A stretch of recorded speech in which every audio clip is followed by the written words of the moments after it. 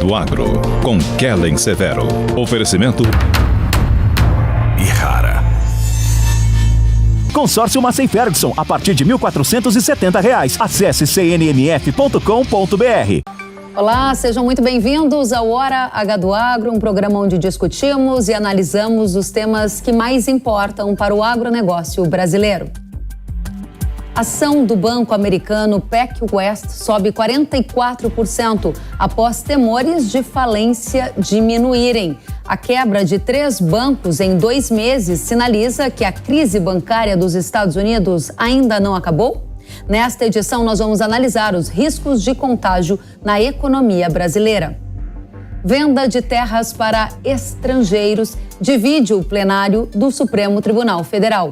O julgamento terminou empatado em 5-5. E na AgriShow, máquinas autônomas que dispensam a presença de operador são destaque na maior feira de tecnologia agro da América Latina. Você vai ver também uma entrevista exclusiva com o ministro da Agricultura, Carlos Fávaro. Você vai conferir tudo isso e muito mais no Hora H do Agro, que já está no ar. A crise bancária nos Estados Unidos ainda não acabou? Há dúvidas no mercado se mais bancos regionais podem entrar em colapso. Em 2 meses, 3 bancos já faliram. Nesta semana, as ações do Banco Regional PacWest amargaram perdas depois da notícia de que ele estaria passando por dificuldades financeiras e analisava uma possível venda. Na sexta-feira, a recuperação veio, com alta de mais de 40%. O problema nos bancos vai contribuir com uma recessão na maior economia do mundo? E como fica o Brasil neste contexto? Vamos saber tudo isso com Fábio Kanzuki, que é Head de Macroeconomia da AS Investments. Fábio, seja muito bem-vindo à Jovem Pan News. Obrigado, Kelly. É um prazer estar aqui. Da mesma forma, Fábio, nesta semana o Banco Regional PacWest registrou uma forte queda das ações e havia uma preocupação sobre a situação financeira do banco. Aí na sexta veio a recuperação nas ações. A pergunta é, há riscos de mais um banco quebrar nos Estados Unidos? Qual é o tamanho da crise dos bancos por lá? Joia. Tem risco sim de mais banco quebrar. Em geral, esses bancos regionais de tamanho médio, pequeno. Por que o risco continua? A economia americana ainda não está desacelerando de forma importante e é uma coisa que é desejável. Estranho falar que desacelerar a economia é desejável, mas é desejável para controlar a inflação, né? A inflação ainda está muito alta. Agora, os bancos não estão sofrendo pela questão da economia, que ainda está super resiliente. Eles estão sofrendo porque houve aquele problema de regulação. Os bancos estavam aplicados no pré, como a gente fica no Brasil, apostando em queda dos juros. O juro subiu, e daí teve um custo muito alto, né? Primeiro no SVB, e daí começou uma correria geral. Fala, puxa, não sei que banco que está exposto à taxa de juros americana, estou em dúvida sobre isso daí. E a reação do Fed foi, olha, eu vou prover liquidez para todo mundo que precisar de dinheiro, eu dou. Qualquer banco que precisar de dinheiro, eu dou. Só que eu cobro uma taxa de juros que é a taxa de juros corrente, em torno de 5 agora. Esses bancos estavam pagando para os depositantes algo como 0,1, 0,2. O depositante sumiu, foi embora para outro banco, para um bancão. E esses bancos pegam dinheiro agora do Fed, só que custa 5.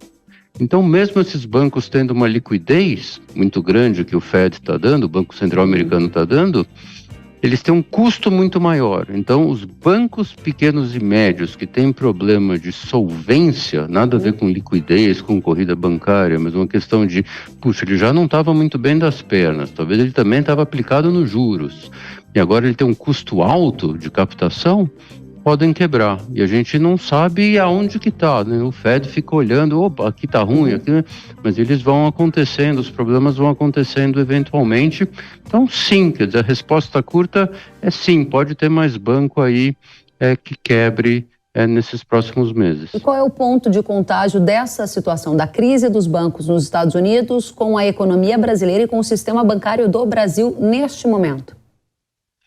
Tá, não tem uma ligação direta entre esses bancos pequenos e médios e o sistema financeiro brasileiro, né? Então não tem uma comunicação de, puxa, um emprestou para o outro deve para um, não está ligado, né, o Brasil nesses bancos em particular.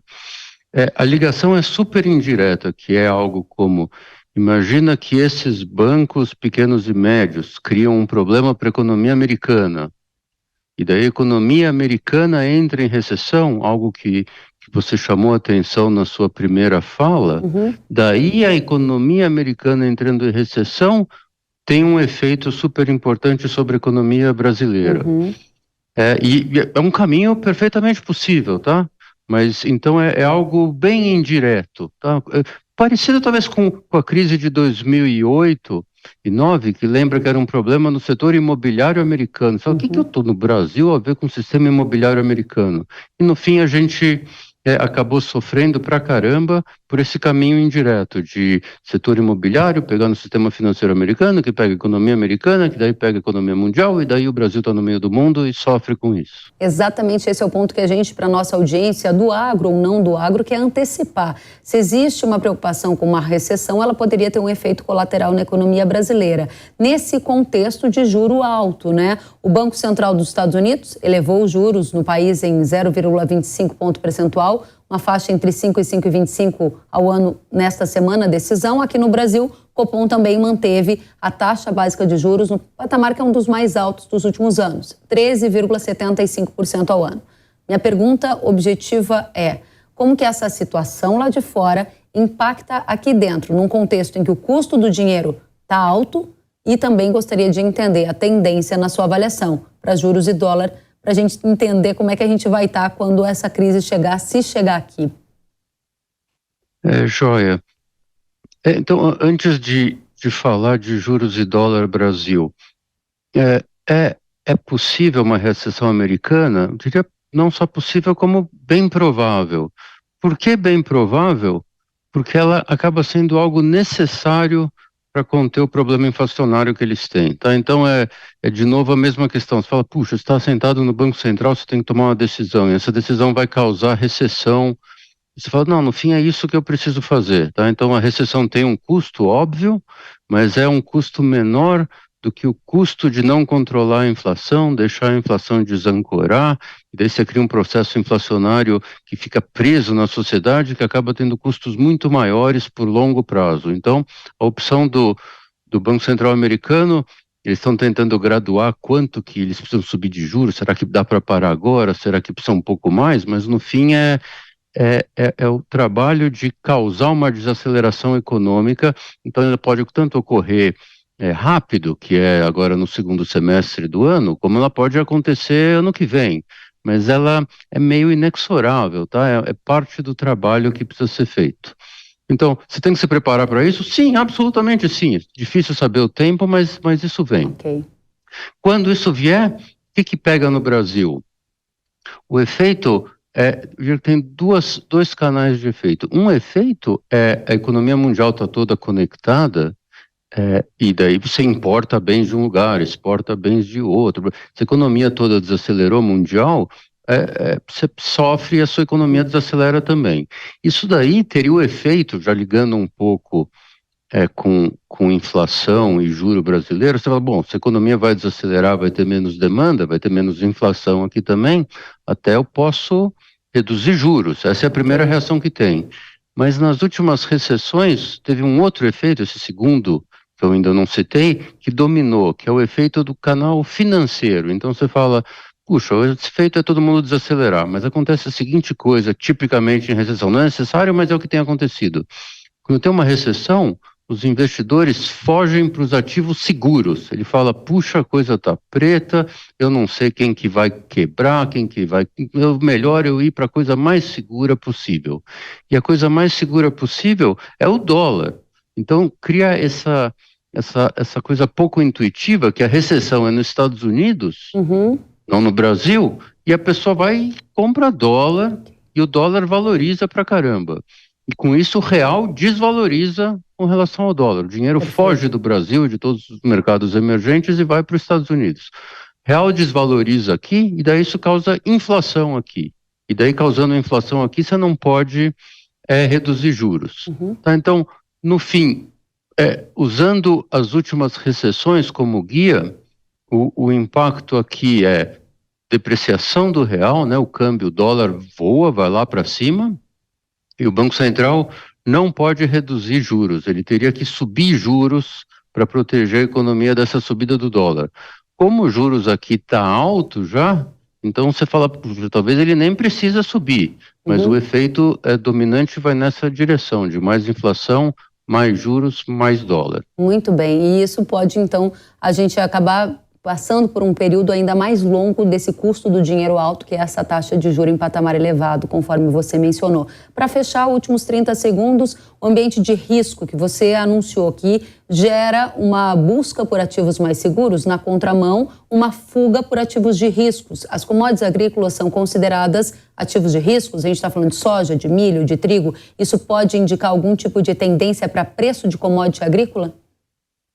Eu não diria que commodity é ativo de risco, eu diria que é super seguro, né? É commodity, é um bicho que você segura na mão, nada mais seguro do que tijolo, commodity. O efeito sobre as commodities não seria do risco, seria da desaceleração econômica, então, que é o primeiro efeito que eu citei. Então, a economia desacelera, você tem menos demanda por todos os bens, incluindo commodities. Se pegar a China de verdade, daí o efeito em commodities é super importante, se não, é pouco importante. Fábio Kanzuki, head de macroeconomia da Asa Investments, volte sempre à Jovem Pan News, uma satisfação ouvi-lo. Até a próxima. Até a próxima, um prazer. Igualmente. E aconteceu nesta semana em Ribeirão Preto, no interior de São Paulo, a AgriShow, que é a maior feira de tecnologia agro da América Latina. As máquinas autônomas, ou seja, aquelas que dispensam um operador para monitorá-las, para guiá-las, elas foram um verdadeiro destaque. A empresa John Deere, por exemplo, trouxe pela primeira vez ao país o pulverizador autônomo Gus, que será experimentado a partir do segundo semestre aqui no Brasil. Ele não necessita da presença de um operador e um único funcionário pode monitorar e controlar de forma remota a aplicação dos defensivos de até 8 equipamentos em pomares, como citros, café, maçã e outras culturas. Outro destaque foi o pulverizador, também autônomo, da empresa Jacto. A máquina foi desenvolvida inicialmente para a cultura de citros e o operador pode realizar as atividades no campo com até 4 equipamentos de forma remota. Através das configurações da máquina, o profissional define a rota do pulverizador na lavoura, a bordadura, a velocidade que a máquina vai realizar a tarefa. O equipamento também consegue detectar possíveis obstáculos e faz uma parada automática. E através de um scanner a laser, também consegue medir o tamanho da planta e controla o volume de agroquímico para ser aplicado.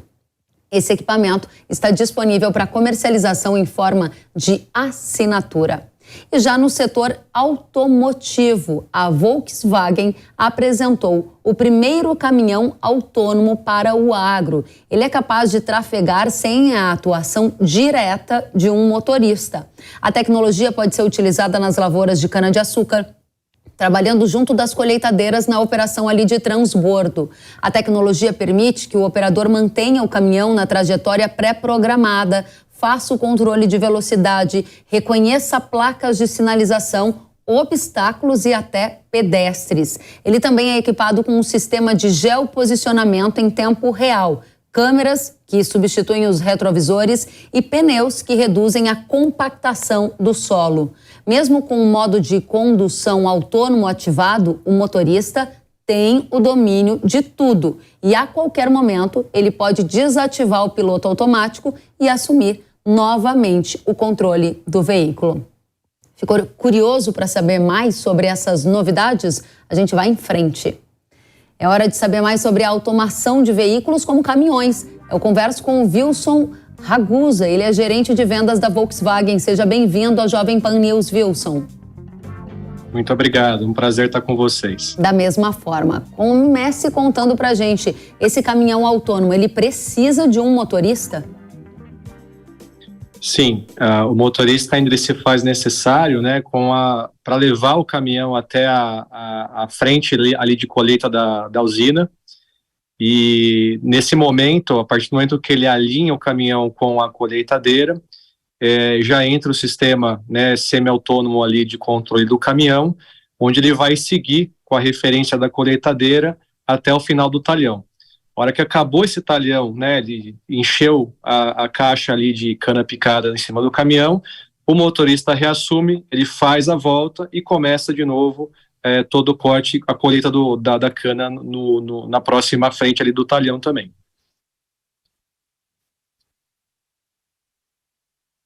Isso é inédito no Brasil, Wilson?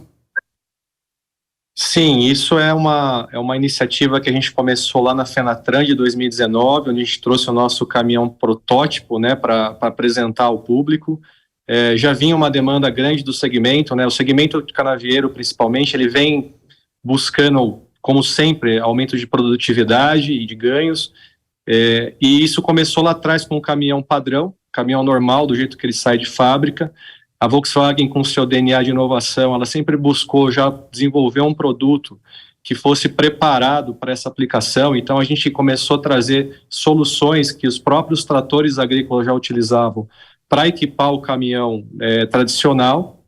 E depois sempre tinha aquela questão da compactação do solo, ou seja, o caminhão com o pneu mais estreito, ele acabava compactando porque o contato com o solo ele era menor. E aí foi quando a gente começou a desenvolver essa solução, né, em conjunto com o nosso parceiro, que é o BMB, e a gente começou a entender que esse tipo de produto ele conseguiria gerar a preservação do solo e, ao mesmo tempo, o aumento de produtividade também do produtor agrícola, né? Muito bem. E de fato foi um sucesso mesmo, e tem se mostrado que, além da questão da diminuição de custo, o próprio caminhão ele acaba sendo mais preservado. Então você tem aumento de produtividade do cliente e também a diminuição do custo de manutenção da própria manutenção da usina. Wilson, eu ouvi atentamente a sua entrevista, eu estou ouvindo atentamente, e você disse ainda precisa de motorista. Nossa manchete está chamando a atenção aqui para um caminhão autônomo para o agro. Você disse que agora ele é semi-autônomo, mas está no horizonte de vocês um caminhão que não precise de motorista? Em quanto tempo isso vai ser realidade, por exemplo, nas lavouras de cana do Brasil? A gente tem desenvolvimentos, né, não só na frente de agrícola, mas também na frente de mineração. Hoje no Brasil, o produto autônomo, né, ele precisa do georreferenciamento para que ele possa atuar. Então, quando você tem um planejamento do local onde o produto vai rodar, você consegue cada vez um nível maior de automação. Os caminhões, eles estão cada vez mais tendo ferramentas de automação, desde o ACC, ali, quando o caminhão precisa parar, quando vê um obstáculo, até um caminhão que vai começar a andar autônomo completamente. Então, as operações que esse caminhão vai operar, é o que vai dizer o nível de automação que você vai possibilitar deixar esse caminhão operar. Quanto tempo você acha que para uma operação mais simples, que vocês tenham mais previsibilidade em relação à rota, obstáculos, em quantos anos ou meses você acredita que a gente já vai estar experimentando essa tecnologia no Brasil?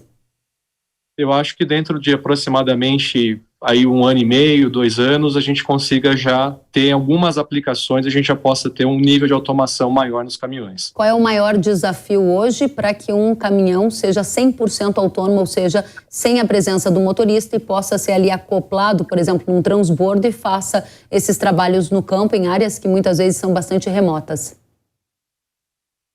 Então, os desafios eles estão ligados principalmente com o georreferenciamento que você tem, né, e o nível de complexidade da operação. Então, a cana, por exemplo, você tem ali terrenos bastante irregulares, onde você precisa fazer ali o acoplamento ali do caminhão. Então, quanto mais você tiver rotinas do caminhão que ele consiga seguir um padrão, mais o nível de automação ele possa aumentar. Uma outra aplicação, por exemplo, é a aplicação, por exemplo, de mineração. É uma outra situação que a gente já tem teste de caminhão em andamento, que a gente deve trazer aí num curto espaço de tempo alguma solução também para o mercado. Bem, Wilson Ragusa, gerente de vendas da Volkswagen, muito obrigada pelos esclarecimentos, pelas inovações em tecnologia aqui na Jovem Pan. Volte sempre, até a próxima. Obrigado pela oportunidade. Imagina, volte sempre. E o Supremo Tribunal Federal julgou nesta semana uma liminar que suspendeu todos os processos judiciais que tratavam da venda de terras rurais para empresas brasileiras controladas por capital estrangeiro. A análise terminou empatada em 5-5, já que a corte está com 10 ministros, desde a aposentadoria do ministro Ricardo Lewandowski. Vamos acompanhar a análise do tema com o advogado e presidente do Instituto Brasileiro de Direito do Agronegócio, Renato Buranello. O tema aquisição de terras por estrangeiro é um tema bastante complexo que já vem sendo debatido em vários âmbitos, legislativo, executivo, e é uma importante agenda do agronegócio. Nesse último julgamento, com empate de votos, será necessário aguardar a decisão da ministra presidente Rosa Weber, que poderá influenciar na manutenção ou revogação da decisão. No mesmo sentido, independente da decisão do STF, a compra de terras por estrangeiro se submete aos limites da Lei de 71, Lei 5709, e também do parecer número 10 da AGU, da Advocacia Geral da União. E assim, tanto as empresas estrangeiras como aquelas brasileiras, mas com detenção de capital majoritariamente estrangeiro, estão submetidas a essa lei. O que eu quero dizer aqui, estamos sim dentro de um regime já existente e, portanto, há uma regulamentação para que possa ser feita a aquisição de terras por estrangeiros.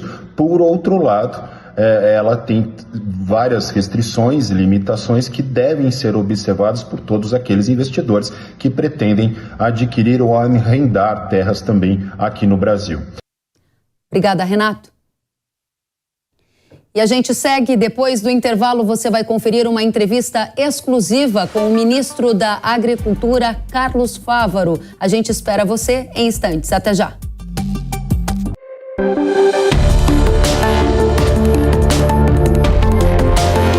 Hora H do Agro, com Kellen Severo. Oferecimento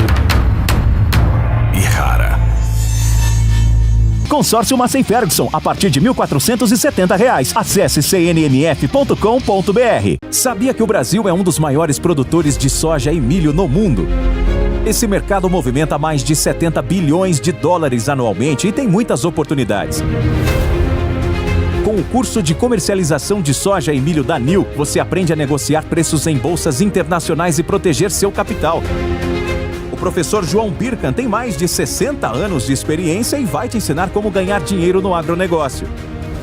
Quero garantir uma taxa melhor do dólar para daqui a 12 meses. Esse curso é ideal para você que quer trabalhar com trading de soja e milho no mercado financeiro e para você que é produtor e quer potencializar os lucros com sua safra. Ingresse no setor que mais cresce no Brasil. Acesse nilcursos.com.br e inscreva-se. Precisando de uma nova máquina para aumentar a sua produtividade? Aqui no Consórcio Nacional Massey Ferguson lançamos o Grupo 377. Com ele vem vários benefícios exclusivos para você, como planos em até 10 anos para pagar, sem juros, sem taxa de adesão e parcelas reduzidas a partir de R$ 1.470. Aproveite e procure a rede de concessionárias Massey Ferguson. Quer saber mais? Acesse www.cnmf.com.br ou entre em contato pelo WhatsApp 11 9 3016 0316.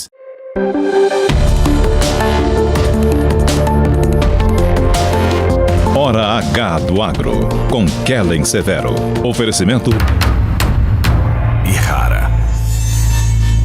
Consórcio Massey Ferguson, a partir de R$ 1.470. Acesse cnmf.com.br. Estamos de volta com Hora H do Agro aqui na Jovem Pan News. E nós recebemos para uma entrevista exclusiva o ministro da Agricultura, Carlos Fávaro. Ministro, seja muito bem-vindo à Jovem Pan News. Kellen, é uma honra para mim também estar falando com você e com todos os seus ouvintes. Muito obrigada para a gente também. Ministro, temos muito a conversar. Vou direto ao ponto, como a nossa audiência gosta. Uma das questões mais pedidas pela audiência do agro foi Plano Safra. E aí, a primeira pergunta é: por que o aporte de cerca de 1 bilhão de subvenção para o Plano Safra atual, que estava esperado agora para essa semana da AgriShow, não veio? Quando virá? Vai ter dinheiro extra? Vai ter dinheiro extra.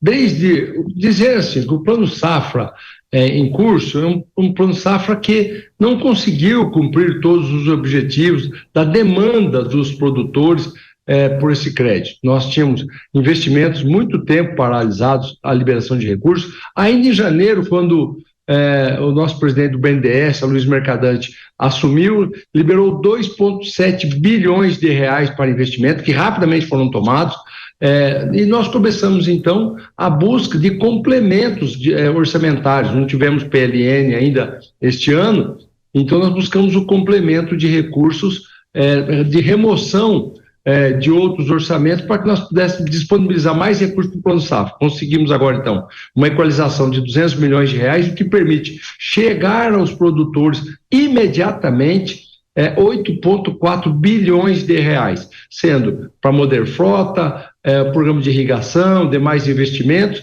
e pré-custeio e custeio. Nós entendemos que com esse recurso conseguiremos chegar então ao novo Plano Safra, além, né, da linha dolarizada que criamos junto com o BNDES, 7,59% ao ano, mais variação cambial em dólar, para aqueles produtores que têm um hedge natural, que tem a formação de preço, como soja, milho, algodão e outros produtos, redeado numa bolsa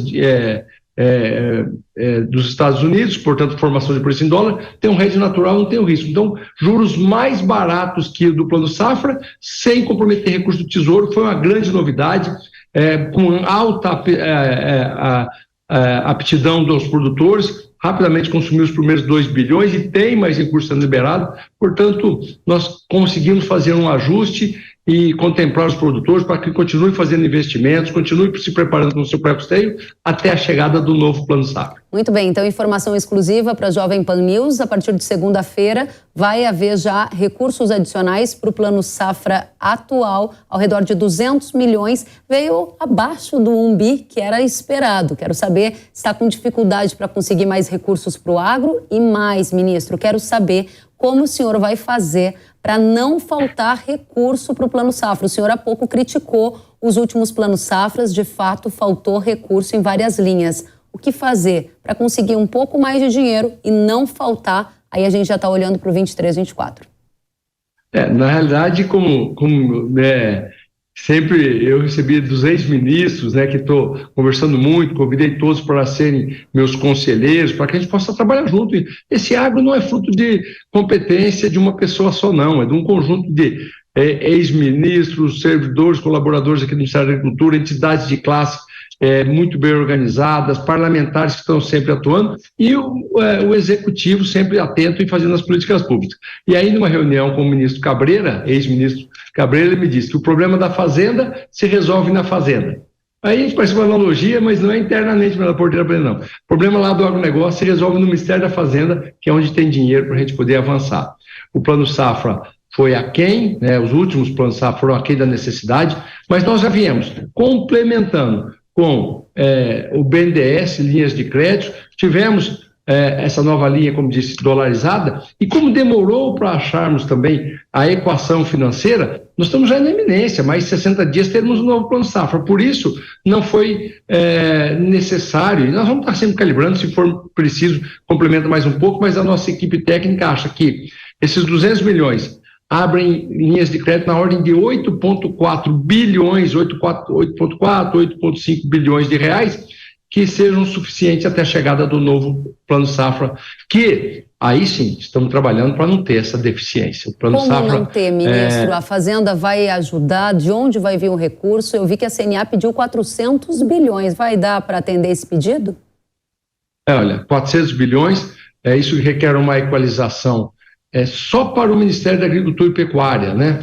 Porque o Plano Safra passado, a agricultura familiar também estava aqui dentro e tinha uma equalização em torno de 12,5 a 13 bilhões de reais no total. Hoje nós demandamos aqui para o Ministério da Agricultura um número bem, que era daquele Plano Safra lá, 3,4 era para 3,5 bilhões de reais era para a agricultura de médio e grandes produtores. Nós precisamos de um complemento bem maior que isso para que nós possamos chegar perto do número da CNA, bem o ideal, e nós vamos trabalhar por isso junto com o ministro Haddad, junto com a ministra Simone, com a determinação do presidente Lula de fazer um Plano Safra mais robusto para atender os nossos produtores. Muito bem. O senhor tem anunciado que o Plano Safra será verde, baseado na agricultura de baixo carbono, premiando agricultores que têm adotado boas práticas. com prêmio de menos juros e mais limite de crédito, inclusive para quem comprovar essas boas práticas. A pergunta é: as demais linhas continuarão com as mesmas taxas de juros atuais? Olha, a formação ainda do volume de recursos para equacionar as taxas de juros e os limites de crédito ainda está em formação. O que eu posso lhe garantir é que todo o plano safra será um plano safra ABC, agricultura de baixo carbono. Aí, muitos, é importante esse papel que a imprensa, que você, especialista no setor, como comunicadora, precisam levar, que este não é o intuito que nós vamos colocar peso sobre os ombros dos produtores.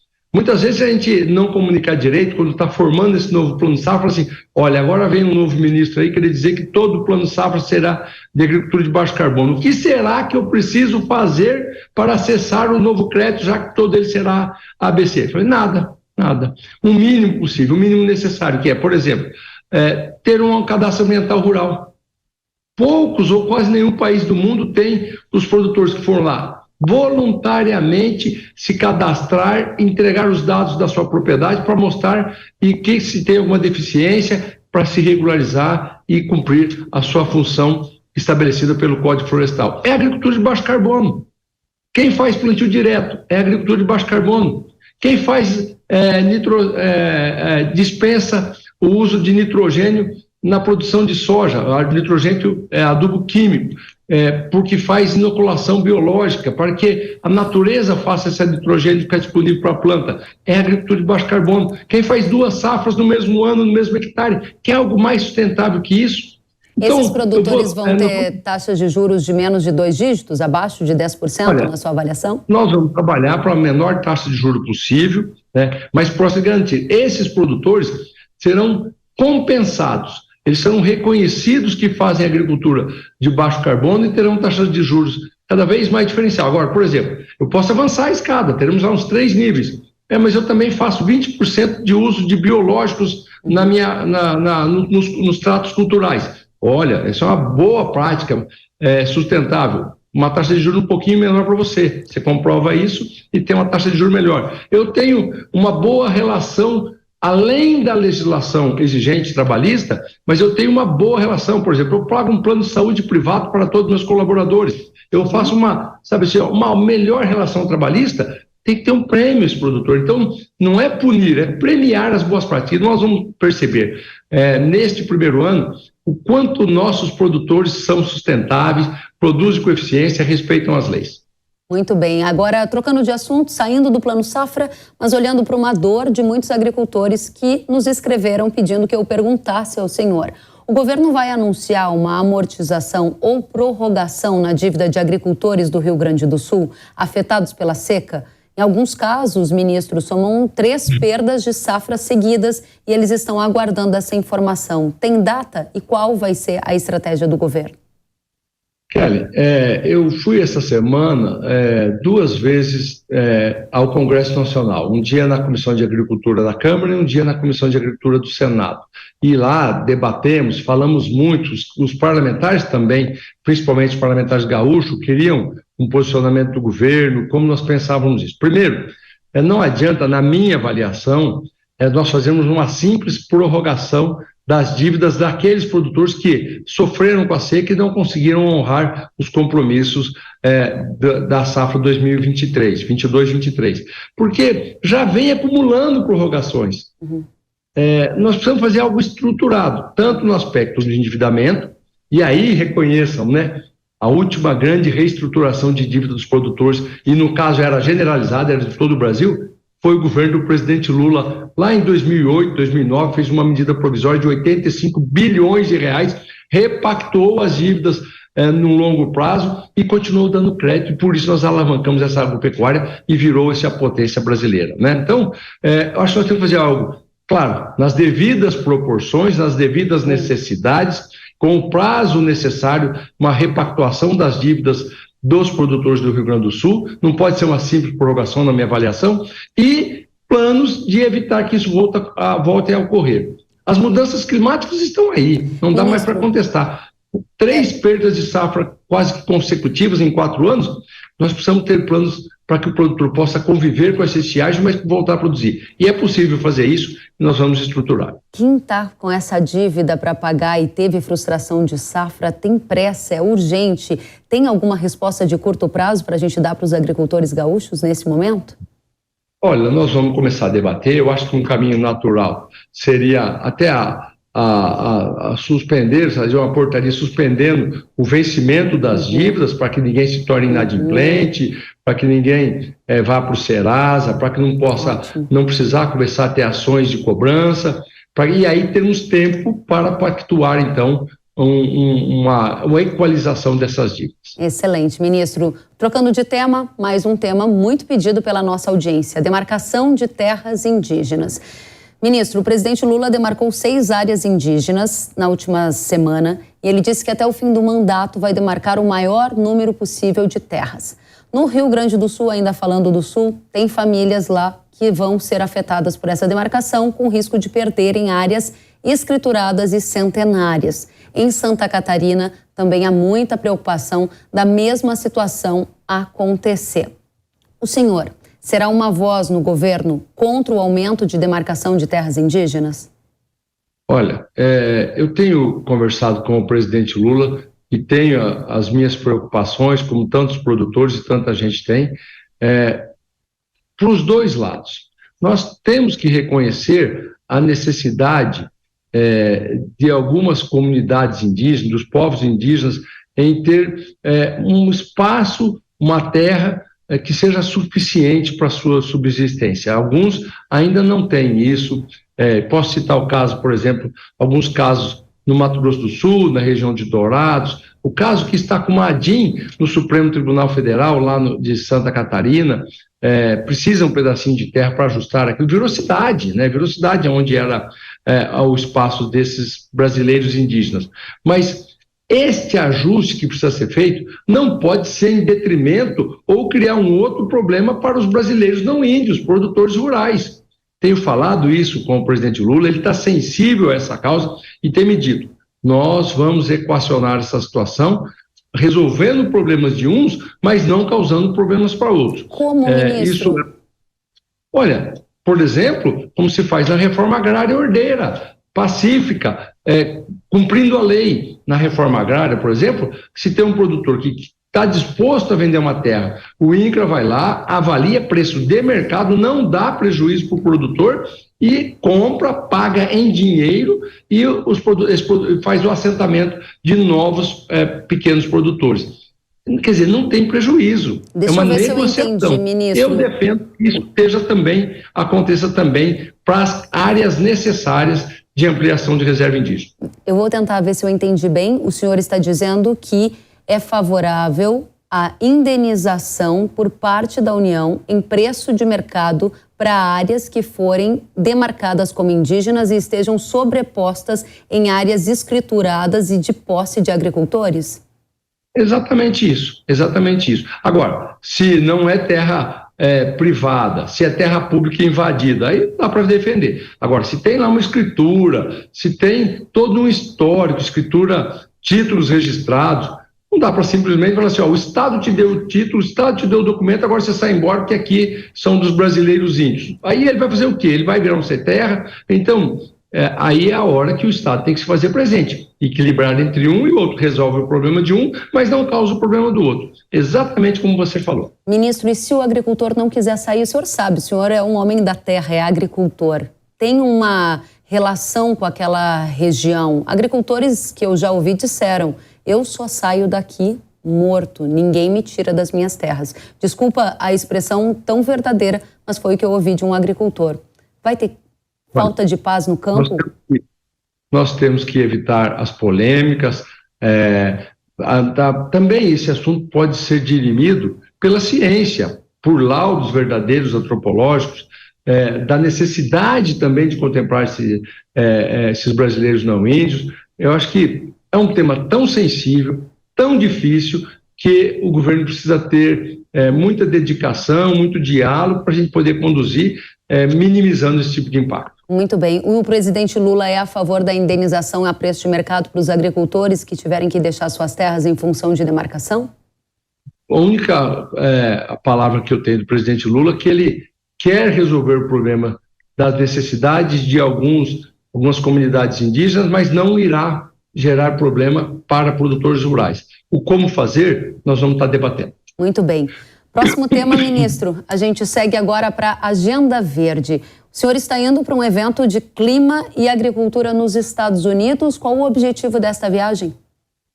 Olha, mais uma vez, eu sempre digo que depois que cheguei aqui à frente do Ministério da Agricultura, encontrei um ministério muito bem gerido por todos aqueles ex-ministros que conduziram essa pasta, e que a grande dificuldade que nós temos hoje é a de nos comunicarmos melhor com o mundo, de levarmos a boa imagem dos produtores brasileiros. Nós não podemos ser taxados por um país que produz muito alimento às custas do desmatamento da Amazônia, às custas de queimadas ilegais, às custas de invasões de terras públicas. Não é isso. Acontece? Acontece. Poucos, mas muito barulhentos, estão denegrindo a palavra também muito ruim, né? Estão estragando a imagem dos nossos produtores. Viajar mundo afora, mostrando que a imensa maioria dos nossos produtores tem boas práticas, e nós vamos demonstrar isso também através do Plano Safra, como já falamos no começo dessa entrevista, e de que vamos punir aqueles que não têm essas boas práticas. Então, por isso, tenho viajado com o intuito de abrir mercados e mostrar a sustentabilidade e a qualidade da produção brasileira. Por isso, aceitei esse convite, participar da Conferência Ministerial para a Inovação da Agricultura e Clima, organizado pelos Estados Unidos e pelos Emirados Árabes, e nós vamos levar a mensagem positiva da produção brasileira. Ministro, ouvi atentamente o que o senhor acabou de dizer e conecta muito bem com a pergunta que eu preparei para a sequência. O senhor disse, vamos punir os que não tenham adotado boas práticas. Essa é uma questão importante para a gente entender aqui. Por quê? Alguns países do mundo têm adotado práticas ligadas à Agenda Verde, como, por exemplo, o Canadá, onde o governo do Canadá quer forçar os agricultores a reduzir o uso de fertilizantes nitrogenados para cumprir uma meta climática. Inclusive, teve mobilização nas ruas, tratoraços.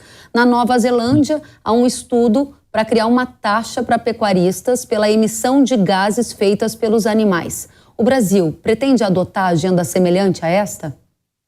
Olha, eu fui no 18 de janeiro, logo que tomamos posse, eu fui participar, a pedido até do presidente Lula, de levar uma mensagem muito positiva do Brasil querendo fazer a agenda da produção sustentável. Então, eu participei do Encontro Mundial de Agricultura Verde em Berlim, na Alemanha. Mais de 60, quase 70 ministros de agricultura de todo o mundo, mais várias entidades muito importantes, e a mensagem que levei a todos os ministros do mundo é que o Brasil também vai se inserir na pauta da produção sustentável, mas que nós devemos respeitar a soberania e a posição de cada país. Escutei lá, por exemplo, a Alemanha está trabalhando para desintensificar a sua produção.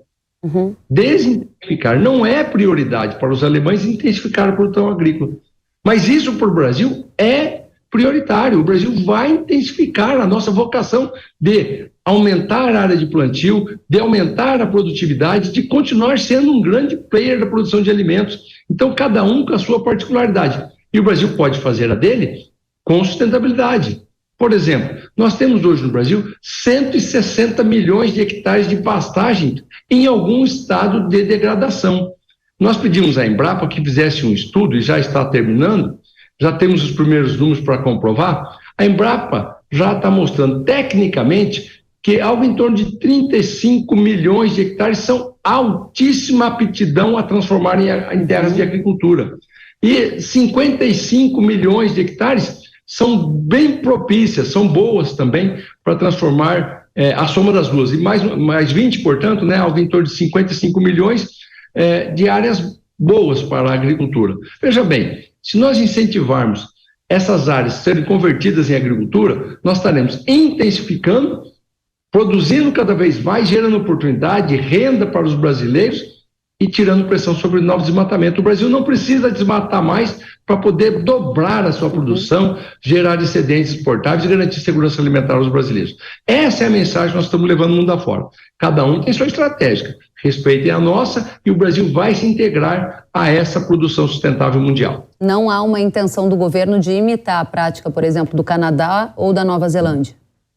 Não, até porque nós temos as nossas boas práticas. Ótimo. O Canadá quer desestimular o uso de nitrogenados, que é adubo químico que tem origem no petróleo, portanto, tem emissão de CO2. O Brasil, por exemplo, a produção de soja aqui no Brasil, graças à tecnologia, muitas delas desenvolvidas pela Embrapa, nós temos a fixação de nitrogênio biológico, através da inoculação biológica, nós temos a fixação de nitrogênio. A planta mesmo produz o seu nitrogênio, graças a isso. Não precisamos comprar fertilizantes para a cultura da soja, fertilizante nitrogenado. Então, veja, cada um tem a sua particularidade. Se o Canadá precisa tirar o nitrogênio das suas culturas, o Brasil, por exemplo, na soja não precisa retirar porque já não usa. É assim que nós vamos tratar mundialmente, explicando o nosso modelo sustentável de produzir. Ministro, temos muito a falar. Mercado de carbono, o que o senhor espera desse tema? A ministra do Meio Ambiente, Marina Silva, havia sinalizado que a regulamentação poderia sair já nesse primeiro semestre. Como o Brasil do Agro pode se beneficiar dessa agenda? Olha, o Brasil tem um código florestal dos mais restritivos do mundo. Os nossos produtores fazem um grande serviço ambiental. Nós temos reserva legal de 35% a 80% do tamanho da propriedade. Isso tem que ser valorado, isso aí tem que ser precificado. E isso vai garantir a continuidade desse status de preservação. É importante o comando e controle, é importante a fiscalização, a rigidez na fiscalização para quem quer desmatar ilegalmente. Mas, por outro lado, é fundamental pagar por serviços ambientais, pagar essa floresta em pé que sequestra carbono e dá estabilidade climática para o mundo. Muito bem, vamos a outro tema, geopolítica. Com os riscos associados à geopolítica mundial, muitos agricultores esperam ver o Programa Nacional de Fertilizantes avançar, ministro. Nós somos importadores de adubo e é um alimento para as plantas. Qual é o avanço desse tema nos 100 primeiros dias de governo? Olha, acabou, e é muito pertinente essa sua pergunta, acabou de sair o decreto do presidente Lula regulamentando o Conselho Nacional de Fertilizantes, onde será presidido pelo vice-presidente e ministro Geraldo Alckmin, que o Ministério da Agricultura e os outros ministérios vão fazer parte, com os ministros discutindo isso internamente no governo e com a sociedade. Nós precisamos pensar que e aí sim ficou muito claro que a economia globalizada não é a solução para tudo. Veja que no momento de guerra associada à pandemia, as continuidades de fornecimento de suprimentos foram interrompidas. Não tivemos disponibilidade suficiente, por exemplo, como cloreto de potássio. Sim. E isso bota em xeque a nossa capacidade de continuar produzindo alimentos.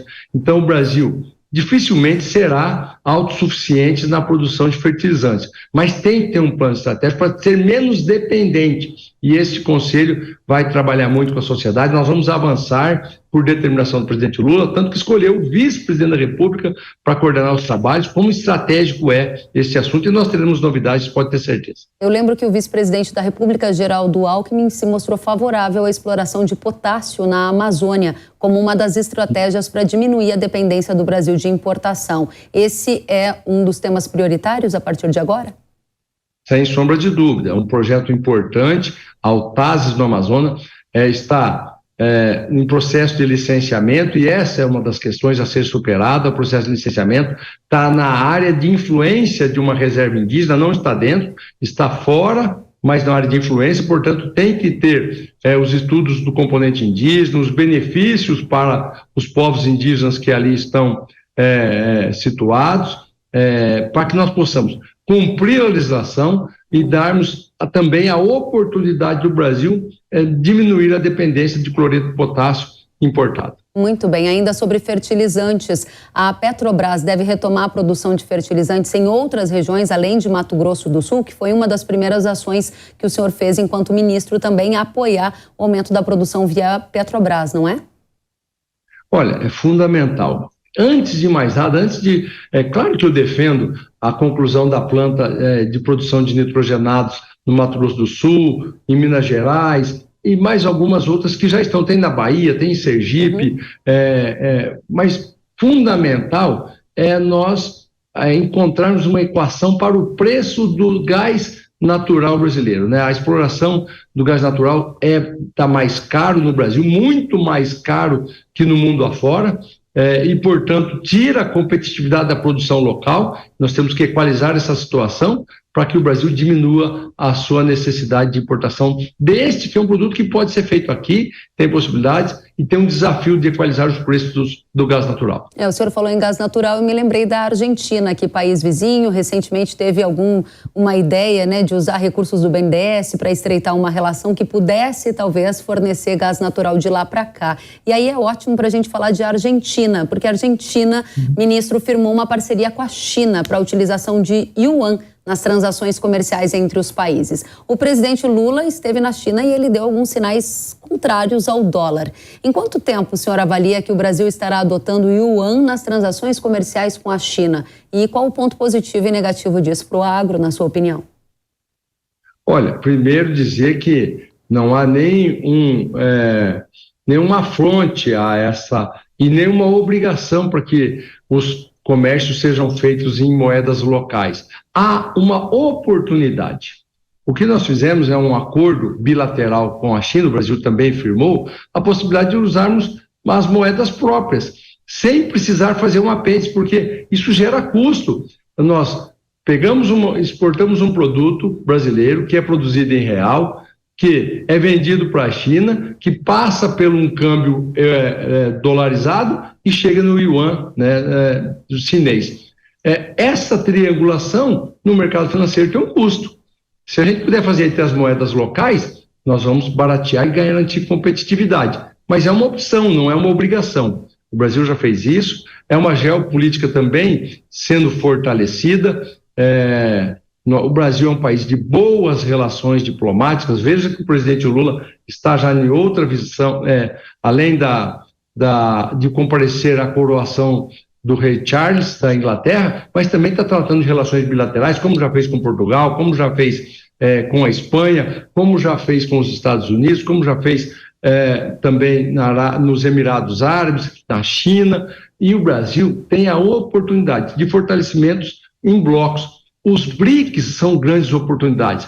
Muita gente, uma alta demanda populacional com Índia, com China, com Brasil, com África do Sul, com a Índia, eu já falei, acho que eu falei os 5 países dos BRICS já, Rússia. Mas também a ampliação dos BRICS com o Mercosul.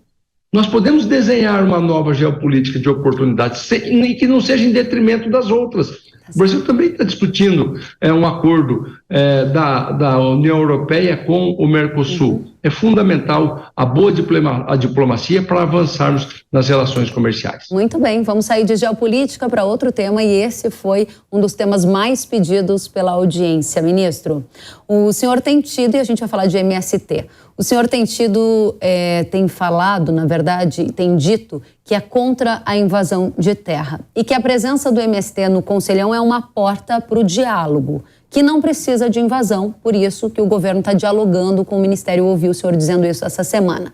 Do outro lado, o MST diz que não aceitará coleiras ou focinheiras por parte do governo.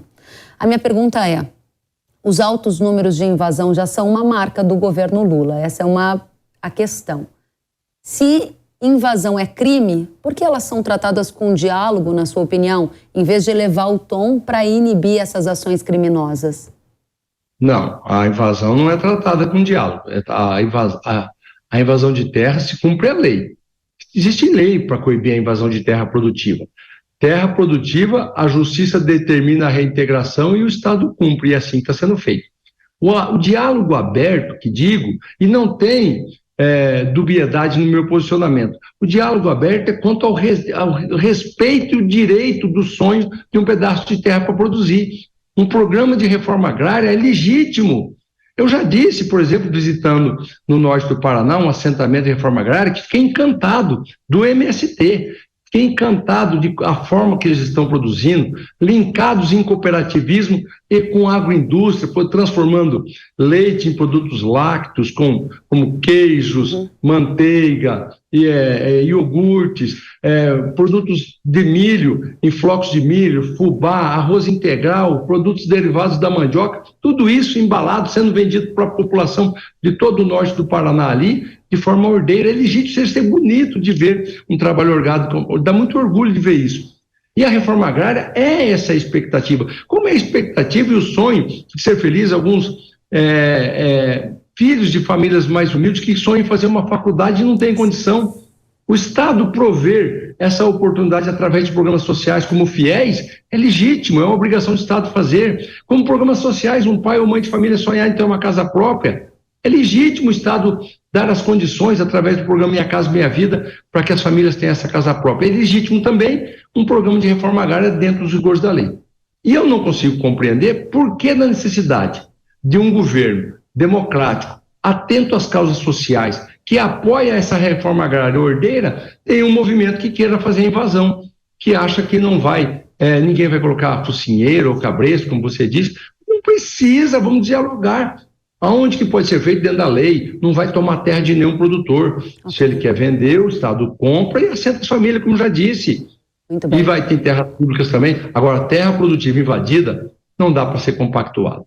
Muito bem. Ministro, uma das minhas últimas perguntas é sobre gripe aviária. A gente ouviu do senhor e dos seus secretários a preocupação com o mês de abril, com o mês de maio. O Brasil é o maior exportador de frango do mundo, continua livre de gripe aviária. A pergunta é até quando? Quantos testes têm sido feitos toda semana? Como é que está esse tema dentro do governo? Olha, o Brasil tem se mostrado muito competente e inclusive recebemos uma carta muito elogiosa do governo chinês, da GACC, e tenho certeza que é um reconhecimento mundial da qualidade do serviço sanitário brasileiro. Ficamos muito felizes, atentos e vamos cada vez trabalhar mais, reforçar o sistema de defesa para garantir a qualidade, a sanidade dos produtos brasileiros para a nossa população e para quem compra eles mundo afora. Por isso, nós temos uma ampliação incontestável. O USDA, que é um órgão do governo norte-americano, relatou nos últimos dias as previsões de vendas de carnes pelo mundo no ano de 2023. Quase todos os países vão diminuir a sua participação em vendas de carnes, quer seja de bovinos, suínos e frangos. E o Brasil é o grande, que é o que mais vai crescer, e crescer muito. Por exemplo, nas carnes de frango, como você disse, relatando a gripe aviária, nós vamos crescer quase 6,5% das exportações, fruto dessa competência que temos em cuidar, de garantir sanidade, mas nós não estamos fora do risco. Nós temos que avançar também com o estudo, dialogarmos muito com a Organização Mundial de Saúde Animal para qual o procedimento tomar na medida que possa aparecer casos. Nós temos o procedimento atual, mas na medida que por todo o mundo vão ter casos de gripe aviária, vão parar então de comer carne de frango? Vacinação é a saída? Não vai proibir as exportações aqueles países que começarem a vacinar? Então, é um diálogo que tem que ser aprimorado. O MAPA está fazendo o seu dever de casa. Eu tenho certeza que com muita ciência, com muita tecnologia, com transparência, com eficiência no nosso sistema de defesa, o Brasil continuará sendo um grande país exportador e consumidor de carne de suínos, frangos e aves. Ministro, uma grande satisfação ouvi-lo atentamente por todos esses temas. A pauta é muito mais longa. Fica aqui o convite para o senhor voltar muito mais vezes. Obrigada pela entrevista. Obrigado, Kelly. É sempre um prazer falar com você, falar com todos os seus telespectadores, mas também dizer que até pelas redes sociais sigo você e gosto muito das suas chamadas curtinhas contando o destaque do dia. É importante, um recado rápido para todos os produtores e para o mercado. Muito obrigada, ministro da Agricultura, Carlos Fávaro. Volte sempre. Bom trabalho para o senhor. E antes de encerrarmos, eu tenho um recado para você.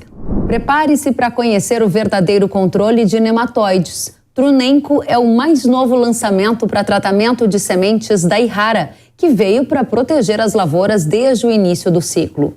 Trunenco é um produto biológico que conta com bactérias que colonizam as raízes da planta e repelem os nematóides, formando uma verdadeira colônia de proteção nas sementes.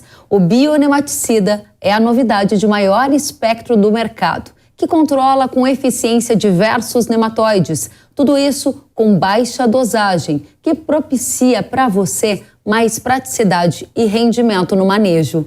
A inovadora formulação FS Bio de Trunenco ainda é compatível com fungicidas e inseticidas, promovendo uma proteção completa para sua lavoura. Conte com Trunenco, uma colônia de proteção já na semente. Acesse yara.com.br ou aponte o celular para o QR Code na sua tela e saiba mais. O Hora H do Agro fica por aqui. Até a próxima. Tchau.